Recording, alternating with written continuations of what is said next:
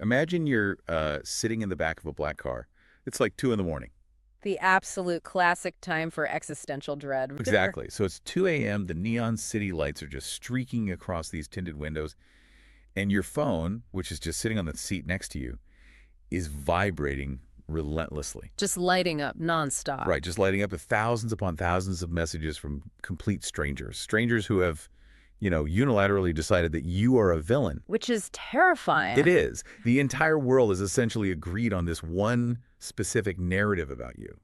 And sitting next to you in the dark, offering advice on how to dismantle that narrative, is a bald, turtleneck-wearing, 20th century French philosopher. Yeah, which just sounds like an absolute fever dream. It really does.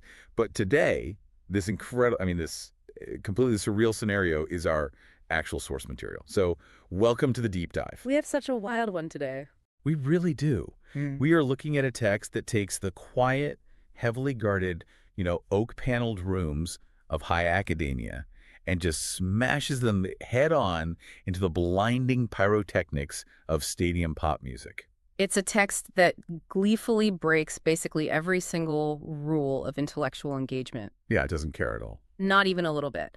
So the book is titled Look What You Make Me Do. Foucault meets Taylor Swift. And the author has chosen to remain entirely anonymous. They're writing under the pseudonym, which translates from Taiwanese Mandarin to mouse-colored cat. Mouse-colored cat, which I love, by the way. It's so good. But honestly, this book shouldn't exist. It functions as like part revision guide, part hardcore philosophical treatise, and part cultural manifesto. Right. It is essentially a classroom that decided to skip school, go straight to a stadium tour, and then just never apologize for it. I love that framing because our mission today is to take these two seemingly incompatible figures, right? Yeah. You have Michel Foucault, the legendary theorist of power and control, and then Taylor Swift, who is arguably the most famous pop star on the planet.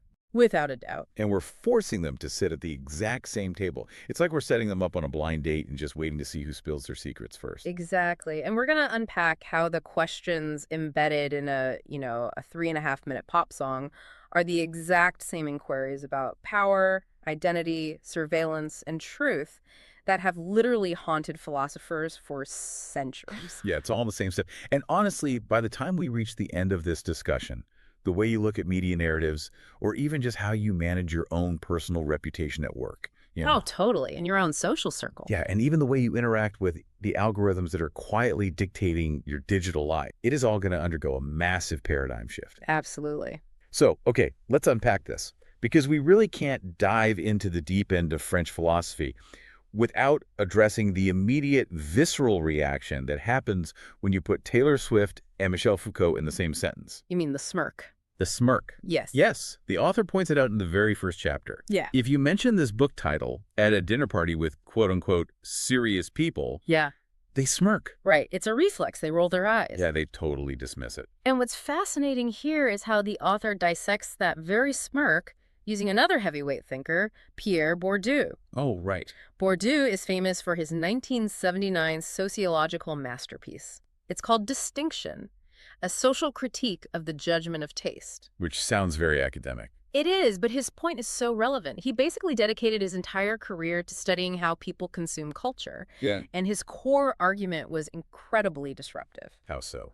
Well, he argued that our cultural tastes, so the things we categorize as high culture, like going to the opera, reading dense philosophy, going to art galleries. Right, the fancy stuff. Exactly. Versus low culture, which is like reality television, comic books, or in this case, pop music. Okay.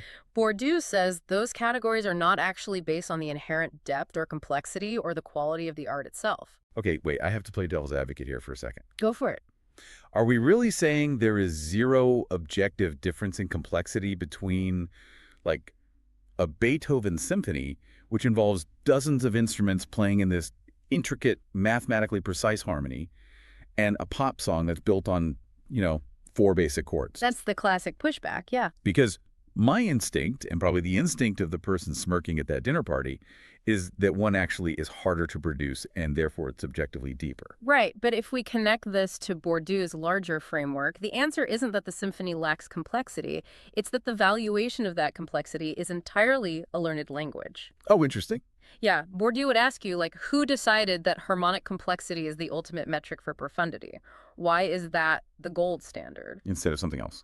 Exactly. Why not the ability to synthesize universal human emotion into a chorus that unites 70,000 people from completely different walks of life all at the exact same time? Wow, okay, yeah. That's a really good point.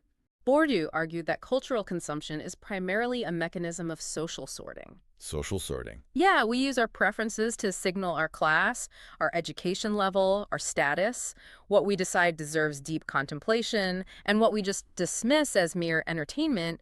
It's really a way of policing the boundaries of our own social group. Oh, I see the connection now. It's like, okay, it's like an exclusive VIP club versus a massive public park. Oh, I like that analogy. Right. Like It. if you pay a huge cover charge Mm. and you pass the intimidating bouncer and you get this glowing VIP bracelet, you feel incredibly special. Oh, definitely. But your feeling of being special is derived almost entirely from the fact that the people outside the velvet rope aren't allowed in. Right, the exclusivity is the actual product. Exactly. So if the club owner suddenly throws open the doors and just starts handing out glowing VIP bracelets to all 70,000 people out in the public park, the original VIPs are going to throw a massive fit. They'd lose their minds. They would.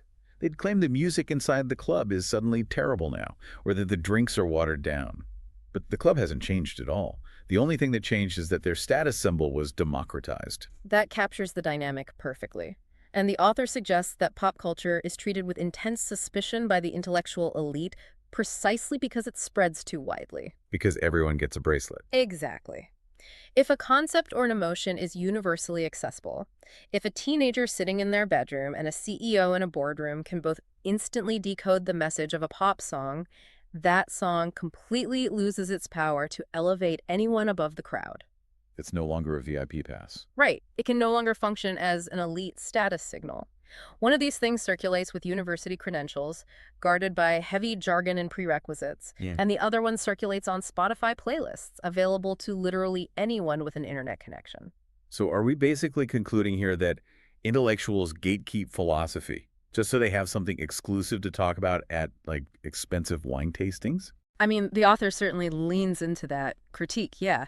In the preface, they make a really compelling point. They say, the questions being raised in front of these stadium crowds, questions about how memories are manipulated or how power dynamics function in romantic relationships, or how society punishes women for ambition and what it means to be truly free. Those are the exact same foundational questions that preoccupied Jean-Jacques Rousseau, Hannah Arendt, and Friedrich Nietzsche. Which is mind-blowing when you put it like that. Right. The divide isn't a matter of intellectual depth. It is purely a matter of permission. Pop music is audacious because it dares to ask philosophical questions without seeking the Academy's permission to do so. Which brings us to this incredible, completely fabricated forward in the book. Oh, this part is brilliant. It is. The author writes this imagined late-night letter from Taylor Swift. It's set at 2 a.m., which is, the classic time for introspection. And in this fiction, she reflects on her career. She talks about all the criticism she faced early on, being told her feelings were just too much or her reactions were too loud. Her perspective was just too inherently feminine to be taken seriously. Yeah, she was just written off as someone who churned out petty breakup songs for teenage girls. Exactly.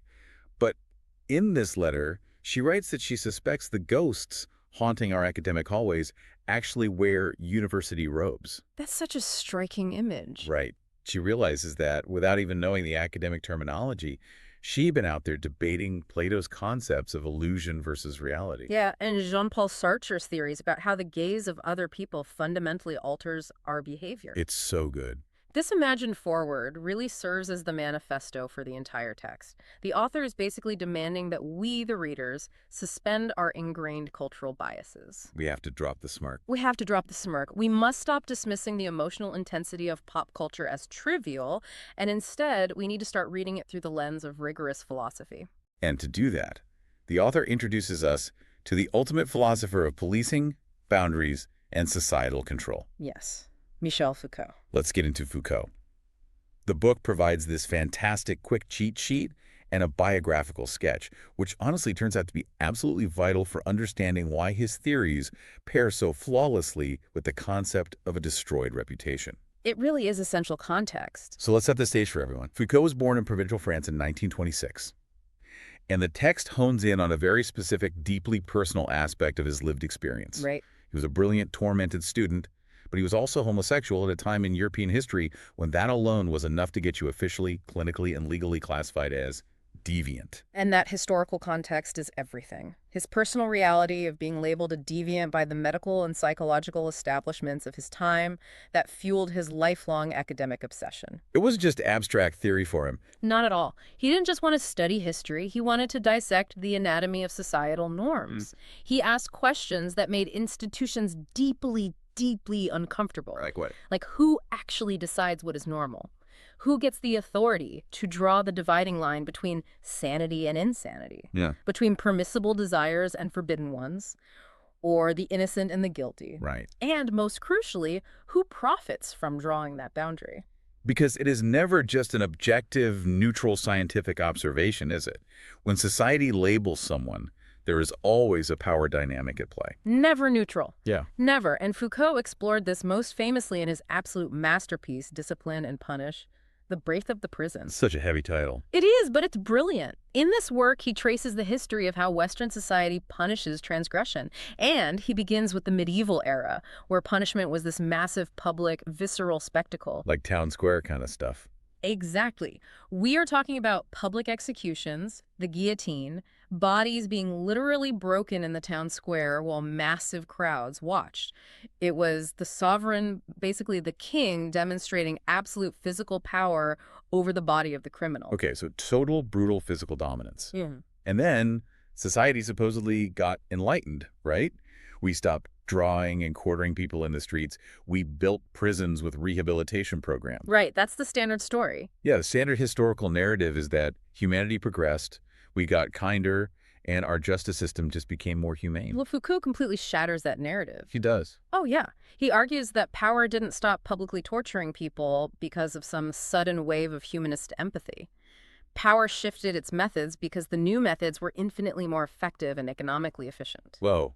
So it wasn't about being nice. Not at all. The goal of power changed. It was no longer about destroying a body in public, which, by the way, often incited riots or accidentally made a martyr out of the criminal. Oh, that makes sense. A public spectacle can backfire. Exactly. So the new goal was to manufacture docile souls in private. Society moved to these silent, highly regimented institutions. Like modern prisons. Yes, but not just prisons. Schools, military barracks, hospitals, factories, places governed by strict timetables, constant surveillance, and super rigid rules. And here's where it gets really interesting and honestly a little terrifying. Yeah, it does. Because to explain how these institutions work, Foucault revives this old architectural design called the panopticon. And the books spend a lot of time on this. It's the perfect metaphor. It really is. So for anyone listening who hasn't studied 18th century prison architecture, the panopticon is a circular building. The inmates are housed in these individual cells all around the outer ring. Right. And in the dead center of the circle stands a single guard tower. The genius and, the absolute horror of the design is the lighting. The lighting is the key. Yes. The cells on the outside ring are backlit, so the guard in the center tower can clearly see every single move the inmates make. Perfectly silhouetted. Exactly. Yeah. But the guard tower itself has tinted windows or blinds.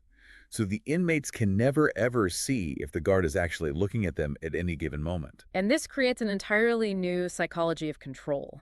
The guard doesn't need to be watching everyone at once. Honestly, the guard could be reading a newspaper or taking a nap. Or the tower could be totally empty. Exactly. It fundamentally does not matter. Because the inmates know they are potentially being watched at any second of the day, they have to assume they're being watched constantly. So what do? They behave. They behave. They police their own actions. They internalize the guard. They basically become their own wardens. Which is incredibly efficient for the people in power. Foucault is arguing that modern power operates exactly like this circular prison. We obey the rules of society, not because a literal sword is being held to our necks, but because we know we are visible. And this brings us to another of Foucault's major concepts mentioned in the source material, which is the order of discourse. Right, discourse. Yeah.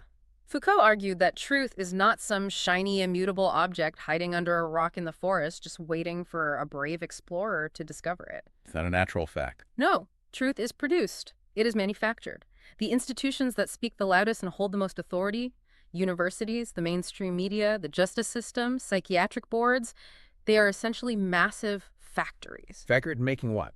Making what society collectively agrees to accept as truth falsehood, guilt, and innocence. They dictate the discourse. Okay, so if I follow that logic, Foucault is essentially saying that the algorithm on my phone that's tracking my every click, or like the agonizing social anxiety of a high school hallway where everyone has a high-definition camera in their pocket, Yes. that is doing the exact same job as the guard in the medieval stone tower. Like, we've voluntarily installed the watchdog directly into our own brains. We absolutely have. We are reproducing the power dynamics ourselves through our constant awareness of our own visibility. Foucault famously asserted that power in the modern age does not descend from a throne or a single dictator. It doesn't. No, it circulates. It flows through corridors, through passing glances, through our daily habits, through performance reviews, and yes, through digital algorithms. Power is a network, and we are all nodes in that network, constantly surveying ourselves and each other. Okay, so if the panopticon trains us to police ourselves because the guard might be watching, what happens when the guard isn't just an anonymous man in a tower, but millions of people on social media armed with snake emojis? Oh, man. That is the collision. That is the exact collision of power, visibility, and narrative control that we see in the book. How does Foucault's theory of manufactured truth apply to the most watched woman in the world being universally branded a snake? This transitions us perfectly into Era 6 of Taylor Swift's career. The Reputation album. Yes, the Reputation album, and specifically the lead single, Look What You Made Me Do. To illustrate this connection, the author scripts this hypothetical, highly intellectual dinner conversation between two characters. They are simply named the Snob and the Swiftie, which I love. The snob represents that traditional Bordusian elite we broke down earlier, right? Exactly. The gatekeeper of high culture. Yeah. So the snob looks at the music video for Look What You Made Me Do, Yeah. which, by the way, is completely saturated with snake imagery, a literal mountain of past versions of Taylor Swift clawing at each other, and a bathtub filled with diamonds, and the snob is just repulsed. Completely disgusted. The snob says, "This is absurd. She is a billionaire playing the victim. It is nothing but grotesque, highly produced revenge marketing masquerading as art." But the Swiftie counters this critique by deploying Foucault. Naturally. Naturally, Yeah. the Swiftie argues that the snob is taking the labels of victim and culprit at complete face value, but Foucault teaches us that these terms are not objective facts written in the stars. They are discursive roles assigned by institutions. Right. In 2016, following that highly publicized, edited phone call leak involving Kim Kardashian and Kanye West, the media institution and the court of public opinion manufactured the snake narrative. They built the narrative. They did. And it wasn't just an insult. It was a discursive operator. Okay, well, hold on. Discursive operator sounds like a piece of heavy machinery on a construction site. What does that actually mean in plain English? Are we just talking about a really effective nickname? It's much more insidious than a nickname. A discursive operator is a label that doesn't just describe you. It defines the boundaries of what you are allowed to be. It boxes you in. Exactly. It fixes you in place.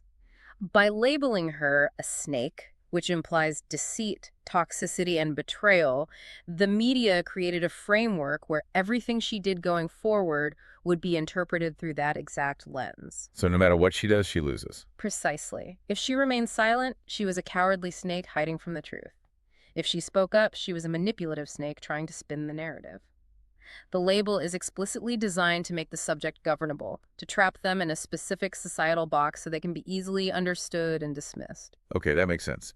So the snob thinks she's just cynically turning her public humiliation into a commodity to sell records. Right. But the Swiftie drops the hammer. The Swiftie says, Foucault would say it's the only rational response. Because modern power no longer puts you in the wooden stocks in the town square to throw rotten fruit at you. It puts you in the global trending topics. It's the modern public square, and this raises a critical, incredibly practical question about how anyone responds to unjust labels. Yeah, what do you even do? Well, the text includes another fascinating fictional letter, this time from Michel Foucault directly to Taylor Swift. In it, Foucault writes, "You think the problem is what they say about you. It is not. The problem is who is allowed to say it and who is believed when they do." Oh, wow. That line is devastating. It really is. It completely changes the battleground. He goes on to say, you are not fighting an accusation. You are confronting a dispositive. A great French word. Yeah, which the book helpfully explains is a French theoretical term for the entire systemic infrastructure, the media networks, the cultural biases, the social media algorithms that produces these identities and rewards the public for endlessly repeating them. In this fictional letter, Foucault outlines the ultimate danger. He calls it the trap of innocence. The trap of innocence. Yes. He warns her that societal power works best when you desperately try to clear your name. Wait, really? Why? Because the very act of mounting a defense, providing evidence, issuing statements, pleading your case means you are fundamentally accepting the authority of the tribunal that is judging you. You are legitimizing their right to put you on trial in the first place. Oh, I see. Think about it like this for everyone listening. Imagine you get dragged into a completely rigged courtroom. Okay, a rigged courtroom. Right. The judge hates you. The jury is entirely made up of people on the payroll of your worst enemy. The bailiff is actively tweeting terrible things about you. Sounds awful. It is. So if you stand at the podium, frantically waving your documents, shouting, "Look at the evidence! Look at the unedited video! I'm innocent, I didn't do it," you might think you are fighting back. Sure, you feel like you're defending yourself. But structurally, you are fundamentally agreeing that this fake judge has the legitimate right to bang the gavel and decide your fate. You are validating the architecture of the rigged room. Foucault is saying the only way to actually win is to blow up the courtroom entirely. Precisely. And this is a dynamic that literally every listener has likely encountered on a micro scale in their own lives. Oh, for sure. Think about a time you were unfairly labeled at work. Maybe you set a healthy boundary regarding working on weekends, and suddenly you were labeled difficult or not a team player. That happens all the time. Or perhaps in a friend group, a malicious rumor started about your intentions. When that happened, what was your initial reaction? Did you scramble to prove them wrong? Usually, yeah. Right. Did you over-explain yourself, apologize unnecessarily, and try to perform the role of the perfect team player to counter the narrative? And if you did those frantic, anxious attempts just end up making you look defensive, thereby reinforcing their power to sit in judgment of you? Oh, without a doubt. The harder you fight the sticky label on their terms, the stickier the label gets. It's like quicksand. Exactly like quicksand. So according to the text, Taylor Swift realized she was in quicksand. She didn't try to escape the prison they built for her. She refused to play the role of the innocent, misunderstood victim pleading her case in the rigged court. Right. So what was her actual strategy? How do you blow up a digital courtroom? The book introduces a fictional academic named Professor Malik Merriwell to analyze her tactical response. Okay, what does the professor say? Well, when Swift drops the lead single and literally declares in a spoken word interlude, "I'm sorry, the old Taylor can't come to the phone right now." Yeah. Oh, 'cause she's dead. The snob views it as cheap, campy melodrama. Naturally. But Professor Merriwell says absolutely not. This is a deliberate reconfiguration of the dispositive of visibility. Okay, again with the heavy French theory. Let's translate reconfiguration of the dispositive of visibility. In practice, what did she actually do? It means she refused to negate the label of the snake. To negate it, to deny it, would be to fight it on its own terms. Blame by their rules. Right. Instead, she took the exact monster that the media power structure created to destroy her. She enthusiastically claimed ownership of it, re-injected it into circulation, hyperinflated it to absurd proportions, and completely saturated the semiotic field. Okay, I have to throw a flag on the play again. Saturated the semiotic field. Semiotics, the study of signs and symbols, right? So how do you saturate a field of symbols? Okay. Think of a symbol as a container of meaning. The snake emoji was a container that held the meaning of liar and fake. Merriwell uses a brilliant physical analogy in the text. What's the analogy? He says her strategy was like attempting to put a warning label on a specific liquid, but someone is actively pouring that liquid into an already overflowing container at fire hose pressure. Oh, wow. The label is still technically there, but the content is violently escaping the boundaries. She took the snake imagery and multiplied it so vastly that the container broke. Oh, I remember this. She put snakes on all her merchandise. Yes, she wore snake rings. Her tour featured a 63-foot-tall animatronic cobra named Karen, towering over 70,000 people. She didn't hide from the symbol, she suffocated the public with it. To really drive this home, the author includes a multiple-choice quiz in this section of the book. I love this quiz. It's so clever. The question asks the reader, what is she actually doing when she says the old Taylor is dead? And option A is? Option A is, she is expressing a genuine emotional breakdown. Merriwell immediately shoots that down. He points out that Foucault spent his entire career dismantling the romantic illusion that there is some deep, immutable inner truth or soul being expressed. Right, Foucault didn't buy that at all. Option B is, she is admitting guilt. Merriwell says no. because admitting guilt assumes a stable, legitimate tribunal exists to receive the confession, which is exactly the structure she is actively destroying. Which is the rigged courtroom point. Exactly. Option C is, she is rejecting the accusations. And Merriwell sighs and says, still too optimistic. There is no outside to discourse. You can't just step outside the conversation. So that leaves. The only correct answer is option D. She is reconfiguring the infrastructure of how she is seen. And to prove how effective this reconfiguration is, the text details a fascinating psychological experiment that Merriwell supposedly ran with 10,000 participants. Oh, right, the visual experiment. Yeah. The researchers wanted to test the limits of human pattern recognition. They showed participants a sequence of increasingly redundant images associated with a specific public persona, aiming to see at what point the brain could no longer extract a coherent narrative. What exactly happens when the brain is subjected to that kind of repetition? Like, do people just get confused? Well, up to a certain threshold, the brain works as expected. It categorizes the images, attaches meaning to them, and builds a story. But past a certain point of extreme saturation, a cognitive phenomenon occurs. Okay, what is it? It's similar to semantic satiation. You know, when you repeat a word out loud so many times that it completely loses all meaning and just sounds like absurd syllables. Oh, yeah, like if you say bowl 50 times, it just sounds like nonsense. Exactly. That happens on a visual and cultural level. The participants didn't get confused by the narrative. Their brains simply withdrew. They stopped trying to identify a coherent persona altogether. The meaning collapsed under the weight of its own redundancy. That is incredible. So to put it in modern tech terms, she didn't just rebrand her image. She executed a psychological distributed denial of service attack, a DDoS attack on her own reputation. A brilliant analogy. For anyone unfamiliar with cybersecurity, a DDoS attack is when a hacker brings down a target website or server by flooding it with millions of fake, meaningless requests. The server gets so overwhelmed trying to process the junk data that it crashes, and no legitimate users can get in. By embracing the snake, Swift fed the global media machine so much sheer volume of snake imagery that the cultural server crashed. The word meant absolutely nothing anymore. The insult lost all its venom because it exceeded its own capacity to designate anything specific. It is a masterclass in displacement within the economy of truth. As the character Gaston Blender beautifully summarizes in the text, if they build a prison for you, don't exhaust yourself trying to dig a tunnel out.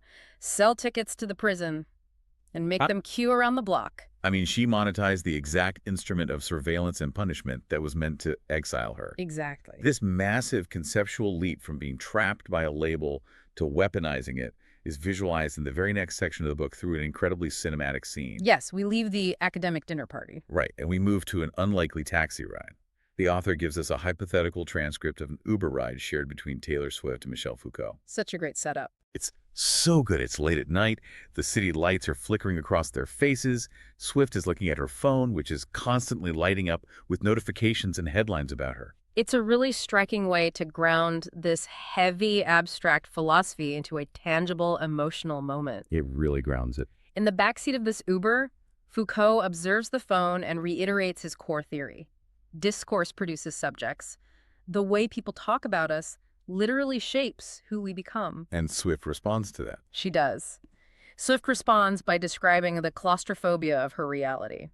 She says it felt like being stuck in a closed circuit, a feedback loop, where absolutely anything she said or did was immediately twisted to confirm the narrative that had already been decided by the public. Right. If she breathed, it was calculated. If she was silent, it was calculated. And then, right in the middle of this gloomy existential Uber ride, they make a massive Star Trek reference. Yep. Taylor is trying to explain the feeling of this media trap, and she says it's like that famously unwinnable training simulation.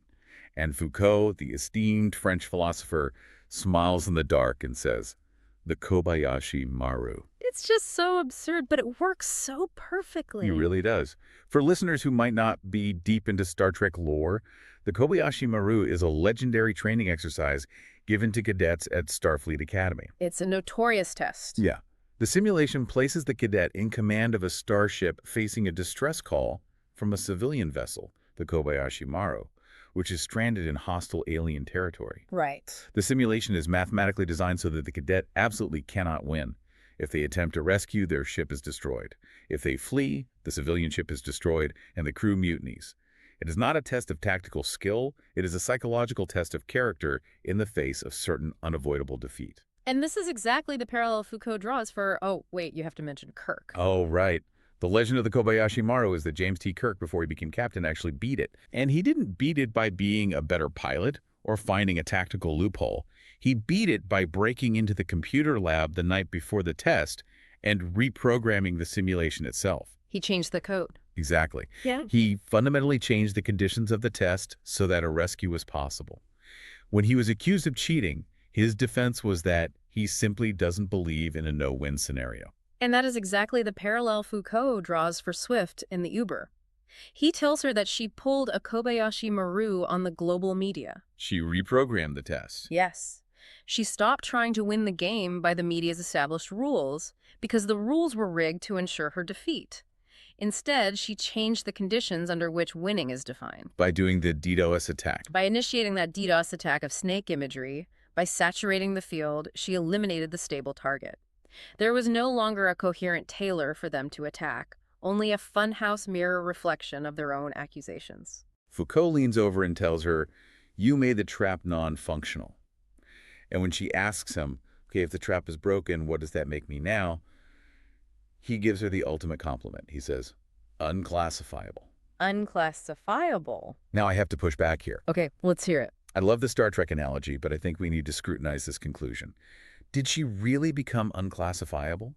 Did she actually achieve total freedom from the panopticon? That's a huge question. Or did she just create a brilliantly profitable new classification? The edgy, dark, snake-owning reputation-era Taylor that she happened to hold the exclusive global trademark on. Is there a meaningful difference between true philosophical freedom from the system and just owning the copyright to your own cage? That is a phenomenal critique, and it cuts right to the heart of what Foucault actually believed about power.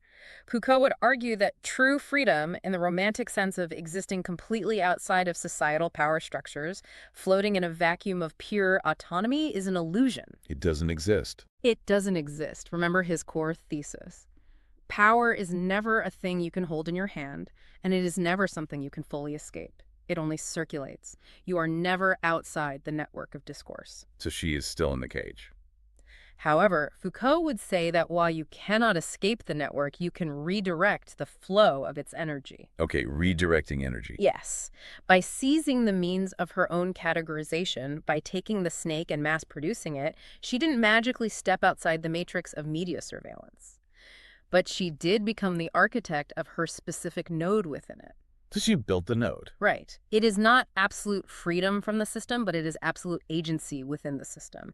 She transformed herself from the object being observed by the panopticon into the one controlling the glare of the lights. Wow. That fundamentally reframes how we look at agency. She stopped being the passenger helplessly watching the meter run up and became the one giving directions to the Uber driver. Which brings me to a question for everyone listening to this. When you face a no-win scenario in your own life, maybe it's a deeply toxic family dynamic where every choice leads to an argument, or an impossible professional expectation where your boss has basically set you up to fail. How much of your daily energy are you wasting trying to win by someone else's rigged rules? Probably a lot of it. Right. What would it actually look like in your life to pull a Kobayashi Maru? What happens if you stop defending yourself, accept the absurdity of the situation, and change the premise entirely? Executing that kind of pivot requires a massive leap of imagination. It requires the ability to act unpredictably, to refuse the logical next step, and that concept of the imagination, the uniquely human capacity to do something entirely unexpected, bridges us perfectly to the book's afterword. The afterword is fascinating. In the final pages, the author zooms way out from Foucault and Swift to discuss the actual creation of the book itself, and they address a very modern, very pressing controversy, the role of artificial intelligence. Yeah, the afterword is aggressively titled Antidote to Algorithmic Inbreeding. It's quite a title. And the author, our anonymous mouse-colored cat, makes a stunning admission. They openly acknowledge that this entire complex, multi-layered book would have been completely impossible to write without the use of large language models. They used AI. They used AI to help synthesize these concepts. Yeah. But they don't praise the AI. They describe large language models as stochastic parrots of infinity that read absolutely everything and understand absolutely nothing. It's a striking, seemingly contradictory admission, but the author frames this not as surrendering human creativity to a machine, but as humanity needing to assume a new vital role, the data sovereign. The data sovereign. Right. To explain why this role is necessary, the author draws a fascinating historical parallel regarding how we interact with technology. They ask us to look back at the 1980s when digital technology first began replacing analog media like cassette tapes and VHS. Right, the great promise of the early digital age was zero generation loss. Anyone who grew up making mixtapes on cassettes or copying movies on VHS knows that every time you made a copy of a copy, the quality degraded. The audio got fuzzy, the video got static lines. The hiss and the static, yeah. But with a digital file, a CD or an MP3, you could make 1 million copies, and the millionth copy would have the exact same pristine fidelity as the master track. The signal never degrades. The signal remains perfect. The fear of the analog age was the loss of the signal. But the author warns us that today, in the age of generative AI, the danger has inverted entirely. How so? The signal remains technologically perfect, but the meaning is degrading. The meaning. Yes, because we are now entering an era where AI is increasingly feeding on its own outputs. AI models crawl the internet to train themselves, but the internet is now flooded with text, images, and articles generated by previous AI models. The author refers to this terrifying phenomenon as digital autophagy. Autophagy, that is a biological term, isn't it? It literally means a system devouring its own cells, a snake eating its own tail. Precisely. When an AI trains on AI-generated data, it forms recursive loops. And with every single iteration of this loop, the output becomes slightly more homogenized. It gets flatter. Yes. The statistical outliers are trimmed away.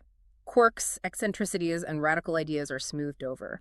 Human thought becomes smoother, safer, and entirely depressingly average.